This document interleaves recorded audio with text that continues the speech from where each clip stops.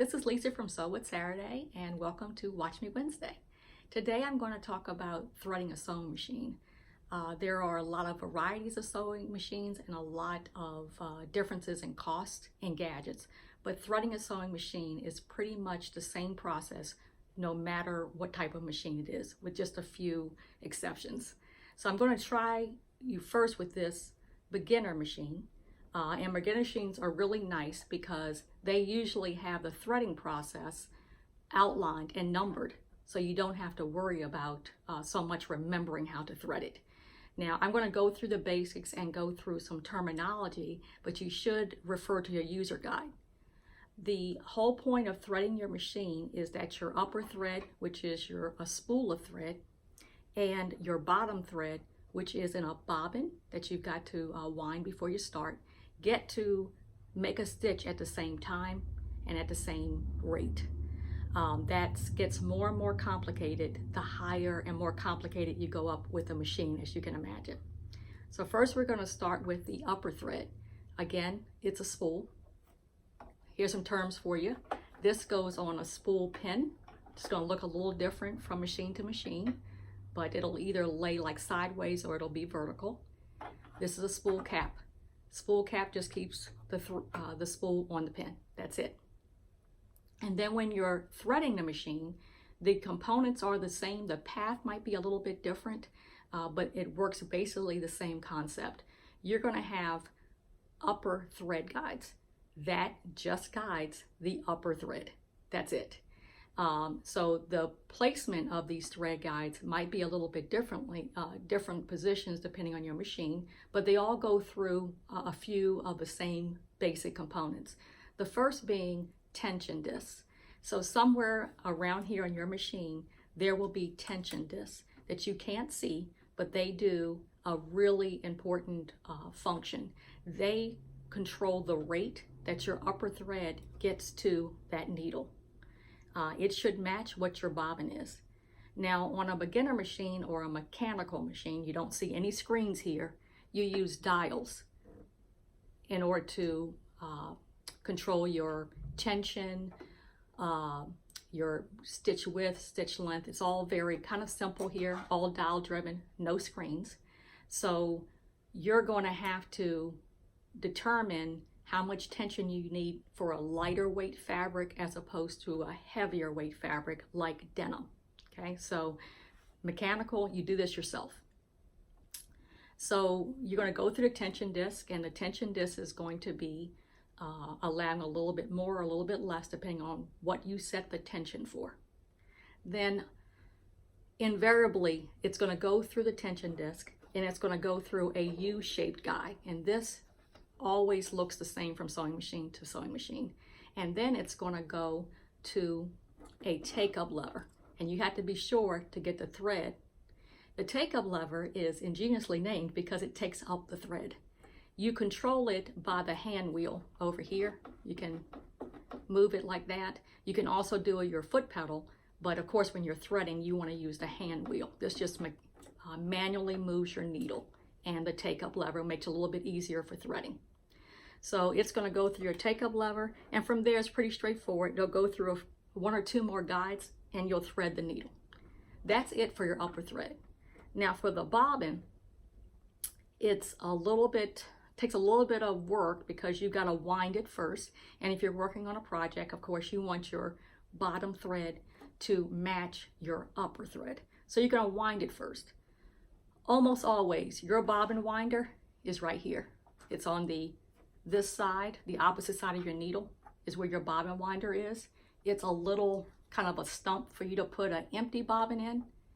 And then there is a bobbin stopper, which is super complicated, right? But it basically, when you have that here and push it, it signals to the sewing machine that, hey, I don't want to sew. I now want to thread a bobbin. So it disengages your needle, winds your bobbin, and I don't know of a machine that doesn't stop for you. As soon as it'll start winding, as soon as it gets full, it'll stop winding. So when you've wound up your bobbin, it matches your up thread. Then it's going to come down here, and here almost always this is called a bobbin case. Almost universally They are located here. They're called drop-in. So sewing machine will tell you that that's a kind of an extra, but it's kind of a standard now. So we're going to drop the bobbin in, and there will be a bobbin door type of thing, and it's almost always clear, because you want to be able to say, hey, I'm almost finished my pair of pants or my drawstring bag or whatever your project is, and do I have enough thread to make it? You want to be able to see through this clear door where your bobbin is. So that's pretty much it. Again, your bobbin and the tension disc determine the rate in which they meet together here in order to make your stitch. If you're having a problem with a relatively new machine and it's too loose, too tight, or kind of getting tangled up, it's almost invariably some kind of threading. All these guides and all these stops are really, really important. So take a break if you haven't running into a rough day, walk away, and then rethread it and pay close attention to your user guide. One of the things that is a kind of a pet peeve with sewing is that sometimes it's made to be more complicated than it is. This is, again, a beginner machine, so Singer very nicely has it marked for you. So you don't have to remember, you don't have to get kind of anxious about having to thread your machine. It's all laid out for you, which I think is really nice for a beginner machine. But this is what is considered entry level. And this is my magnificent Ella, and she is considered top of the line. Now she embroiders, she's got a big throat space, she has lots of functionality. I think she came with 20 feet. She can pretty much do it all, and I love Ella very much, but she has the same components as the Singer does, this entry-level machine. So we have, again, a spool pin. On the side you can't see that there's a hand wheel, and there is a place for you to wind your bobbin. It's going to come through, again, tension disc. So you see that Ella is electronic, so she is going to take what you tell her you're sewing, but she's a little skeptical. So she is going to feel how high up her foot pedal went up, depending on what material you went.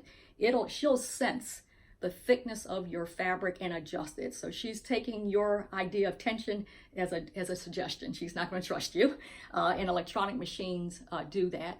If you can spend a little extra money and get an electronic machine, I think that just the tension is worth it. If you're doing manual, you kind of have to keep playing with the dials until you get it right. And if you're going to stick with sewing, spend a little bit money and take that tension, pun intended, off your shoulders. Let the machine figure out your tension for you. So you'll see that we have tension discs here. We've got the U-shaped guide. We come up to the take-up lever. We go through some more guides, and then we hit the needle. Ella, of course, will thread the needle for you. So again, you can spend as little or as much as you like, and get the machine that fits your sewing needs, but the components will be the same. You'll see bobbin door here as well. Same components again, two very different price points for a sewing machine. So I hope this helps. I don't want anyone not to take up sewing because they think it's complicated. Don't take up sewing because you don't like it, but don't shy away from it because you think it's complex, because it's not. Certainly as you get into more complicated projects, the complexity increases, but take your time, start at a basic project, do what you like to do, and then go from there. And you can get a more complex machine depending on where your sewing desires take you.